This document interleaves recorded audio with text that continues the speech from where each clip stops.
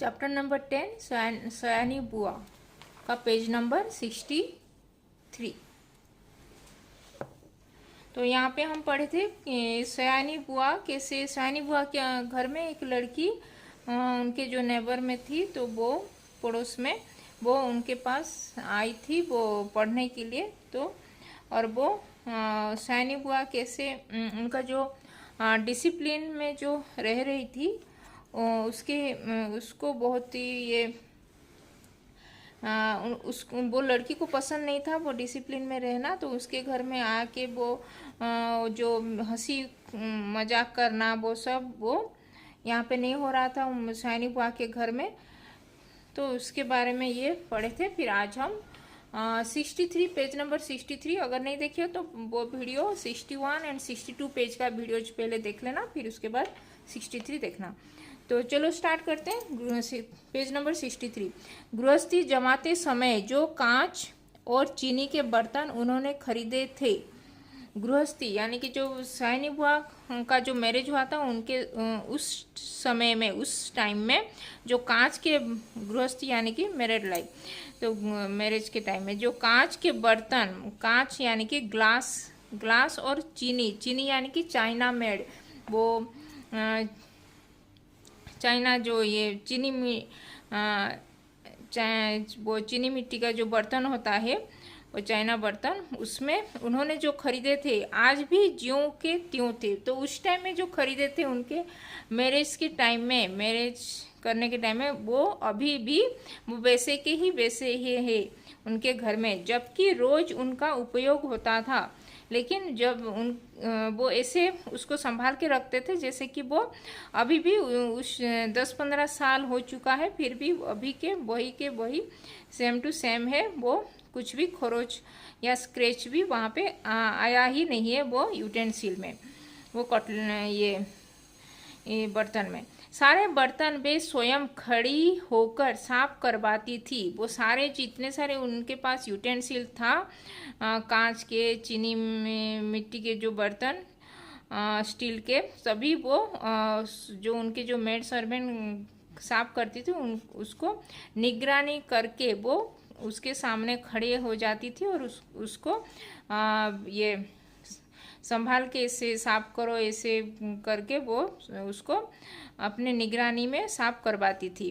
क्या मजाल कोई एक चीज़ भी तोड़ दे, क्या कोई भी उनकी चीज़ को कोई भी तोड़ भी पाने के लिए कोई भी तोड़ने से पहले किसी को भी सोचना पड़ता था कि ये सयानी बुआ का ये सब ये सामान है बोल के, उसको नहीं तो सयानी बुआ से डांट भी पड़ेगा बोल के, इसीलिए वो लोग जो भी साफ सफाई करता था उसको भी संभाल के ये चीज़ों को साफ करना पड़ता था, क्योंकि ये सयानी बुआ का निगरानी में सब हो रहा था।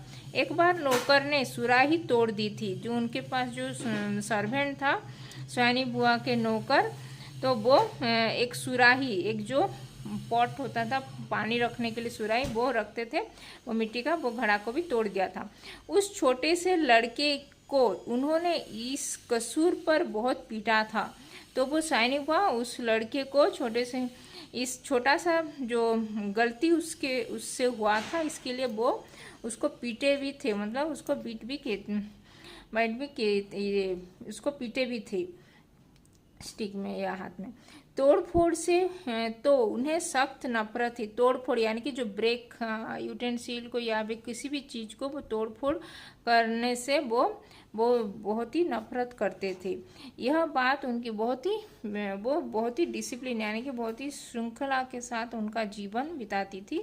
वो ऐसे कुछ भी फेंक भी नहीं रही थी कि किसी को ऐसे तोड़ फोड़ भी नहीं कर रही थी, सामान को जैसे कि तैसे वो रखती थी।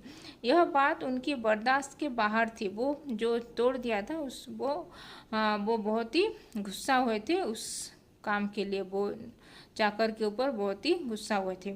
उन्हें बहुत गर्व था कि अपनी इस सुख व्यवस्था का, वो बहुत ही गर्व प्राउड फील कर रहे थे उनके ये जो डिसिप्लिन में जो ये सब कर रहे थे बोल के।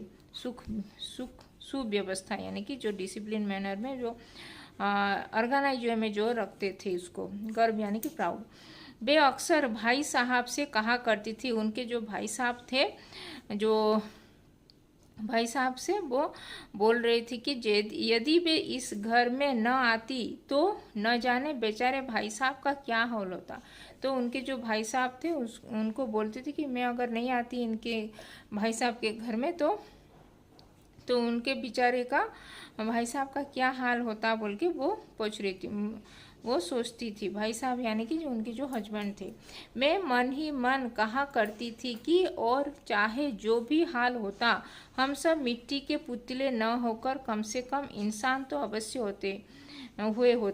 तो वो लड़की जो लेखक थी वो सोच रही थी कि अगर आप नहीं आते तो हम जो मिट्टी के पुतले, अभी जो मिट्टी के पुतले यानी कि एक जो कठपुतली जैसे काम कर रहे हैं वो नहीं होते, और एक इंसान मतलब एक ह्यूमन बीइंग, एक आदमी के जैसे हम अवश्य होते। क्योंकि अभी जो हमारा लाइफ है कठपुतली के जैसे हो रहा है, क्योंकि एक डोर किसी और के हाथ में है और वो हमको नचा रहा है, यानी कि सयानी बुआ इन लोगों को नचा रही है।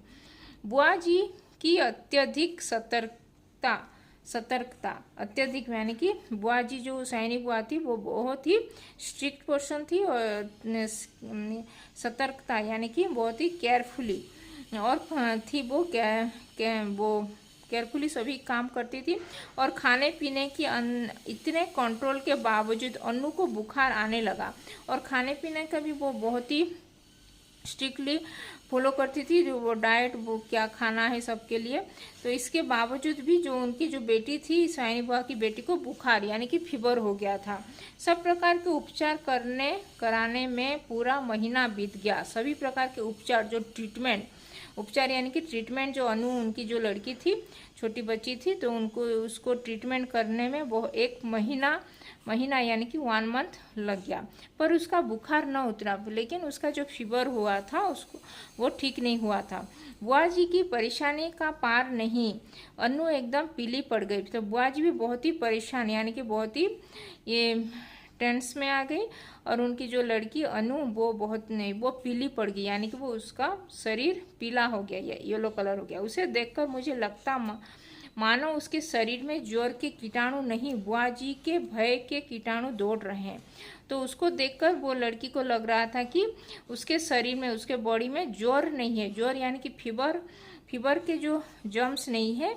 बुआ जी जो इतनी स्ट्रिक्टली इन लोगों के साथ बिहेव कर रहे हैं, उसके भय से, बुआ जी के भय से उनका जो तानाशाही चला रहे थे उसका कीटाणु, उसका जर्म्स वो दौड़ रहा है उसके बॉडी में, वो अनु के शरीर में, जो उसे ग्रसते जा रहे हैं। तो उसके वजह से वो अनु वो बुआ जी के भय से ही वो उसको फीवर हुआ है बोल के वो सोच रही थी।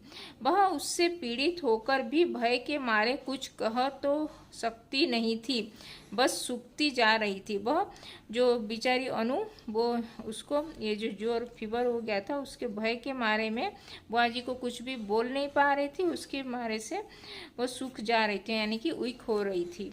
आखिर डॉक्टरों ने कई प्रकार के चीज़ों के बाद राय दी कि बच्ची को पहाड़ पर ले जाया जाए और जितना अधिक उसे प्रसन्न रखा जा सके रखा जाए।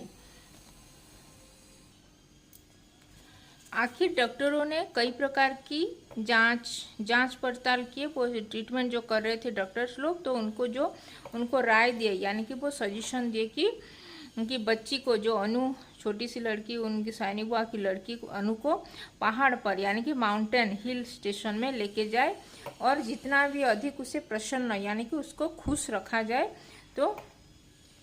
जा सके तो उसको खुशी रखा जाए बोल के वो सजेशन दिए वो डॉक्टर लोग।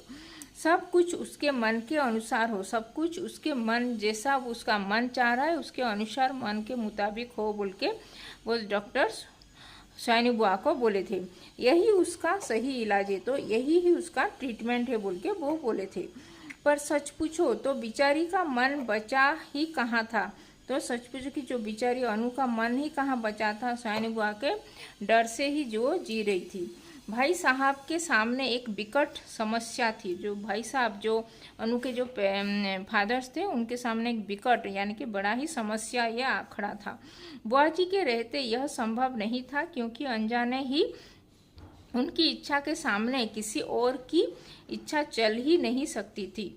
तो बुआ जी को भी बुआ जी के रहते ही ये संभव नहीं होगा, क्योंकि उनके वो बहुत ही स्ट्रिक्टली ये डिसिप्लिन मैनर में सब काम करा रही थी। तो वो उसको पहाड़ लेके हिल स्टेशन में लेके ही जाने के लिए वो इजाज़त नहीं देगी बोल के वो उनका मानना था।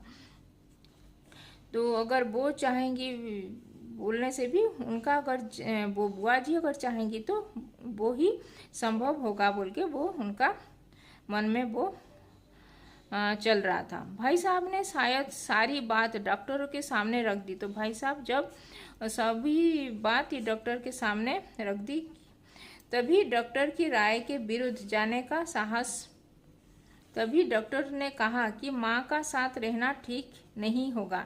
तो तभी माँ वो बोले डॉक्टर लोग की माँ का साथ वहाँ पे रहना ठीक नहीं होगा, क्योंकि बुआ जी ने सुना तो बहुत आनाकानी की, पर डॉक्टर की राय के विरुद्ध जाने का साहस वे कर नहीं सकी। तो बुआ जी जो सयानी बुआ वो डॉक्टर से ये तर्क वितर्क मतलब उनसे वो ये बोलने लगी कि अगर ये डॉक्टर के राय, फिर डॉक्टर ने बोले कि उनके जो वो सजेशन दिए थे कि हिल स्टेशन में जाने के लिए और उसके मन मुताबिक ही काम करने के लिए, तो इसीलिए डॉक्टर के विरुद्ध वो जाने का भी साहस नहीं कर पाए थे बुआ जी, सयानी बुआ, क्योंकि उनकी बच्ची का हेल्थ का सवाल था। सो मन मारकर वह वहाँ पे रही और जोर शोर से अनु को पहाड़ जाने की तैयारियां शुरू हुई। तो जोर शोर से वो अनु को पहाड़ जाने के लिए, जो हिल स्टेशन में जाने के लिए सब लोग रेडी हो गए।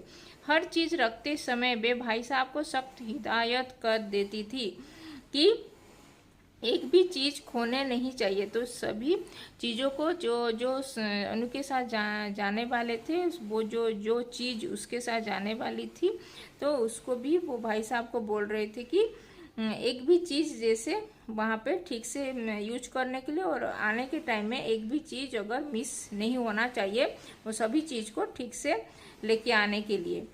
देखो यह फ्रॉक मत खो देना। तो वो बोल रही थी जो ये उसका जो फ्रॉक है, जो ड्रेस है अनु का, तो उसको वहाँ पे छोड़ के मत आना। 7 रुपये मैंने इसकी सिलाई दी है। 7 रुपये जो उसका सिलाई का खर्च भी वो याद करवा रही थी कि मैं इतना पैसा उस फ्रॉक में स्टिचिंग में स्पेंड की हूँ बोल के। यह प्याले मत तोड़ देना। जो प्याला मतलब जो कटलरी, जो प्लेट, बर्तन, उसके खाने के लिए स्पून, जो ग्लास वो दी थी, वो उसको भी वहाँ पे तोड़ के नहीं आना, उसको ठीक से संभाल के लेके आना बोल के, वरना 50 रुपये का सेट बिगड़ जाएगा। लेकिन अगर वो टूट फूट जाएगा तो वो 50 रुपये का ये प्लेट भी खर्च बिगड़ जाएगा। और हाँ, गिलास को तुम तुच्छ समझते हो, उसकी परवाह ही नहीं करोगे, तो ग्लास को भी तुम जो तुच्छ यानी कि छोटा ये सोचते हो कि उसको भी नहीं करना। पर देखो यह 15 बरस से मेरे पास है, तो ये ग्लास जो 15 साल से मेरे पास है, उसको भी छोड़ के नहीं आना कि उसको भी तोड़ फोड़ नहीं देना। और कहीं खरोच, वहाँ पे भी खरोच स्क्रैच भी देना नहीं, उसको संभाल के लेके जाओ, संभाल के लेके आओ सभी चीज़ को बोल के वो सख्त वो उसको स्ट्रिक्टली उनको बोल रही थी भाई साहब को, वो सयानी बुआ। तोड़ दिया तो ठीक नहीं होगा, अगर तोड़ दिए तो वो सभी सामान जो लेके जा रहे हो तो अगर ठीक नहीं होगा, क्योंकि ये मुझे पसंद नहीं है बोल के वो बोल रही थी। उनको सख्त हिदायत दी थी कि ऐसे ऐसे करने के लिए। प्रत्येक वस्तु की हिदायत के बाद भी अनु पर आई, जो हिदायत दी थी उसके बाद वो अनु पर आई, वह किस दिन किस समय क्या खाएगी। फिर भी अनु के जो टाइम टेबल, उसके जो किस दिन में क्या खाएगी, कौन से दिन में, कौन से समय में, किस समय में क्या खाएगी, उसी टाइम टेबल भी वो दे के पेपर में लिख के उनको भाई साहब के साथ भेजी थी। उसका मीनू बना दिया, उसका मीनू बना दिया। जो मीनू अनु अनु का जो ये कौन से दिन में वो खाएगी, उनके जो बेटी थी अनु, तो वो कौन से दिन में क्या खाएगी, कौन से समय में क्या खाएगी, तो उसका भी सब ये जो लड़की आई थी उनके पास वो पढ़ने के लिए वो मीनू वो बना दी थी। कब कि उनके सैनिक बुआ बोलने से वो मीनू सब एक पेपर में लिख के दे दी। वह कब कितना घूमेगी मतलब कितना टाइम वो बाहर घूमने जाएगी, क्या पहनेगी, मतलब कौन सा ड्रेस कब पहनेगी, सब कुछ निश्चित करके वो एक पेपर में लिख के टाइम डेट हिसाब से वो क्या कौन सा चीज़ क्या करेगी बोल के वो लिख के दी थी। मेरा विचार था कि यहाँ बैठे बैठे ही बुआ जी ने इन्हें ऐसा बांध दिया कि बेचारे अपने इच्छा के अनुसार क्या खाक करेंगे।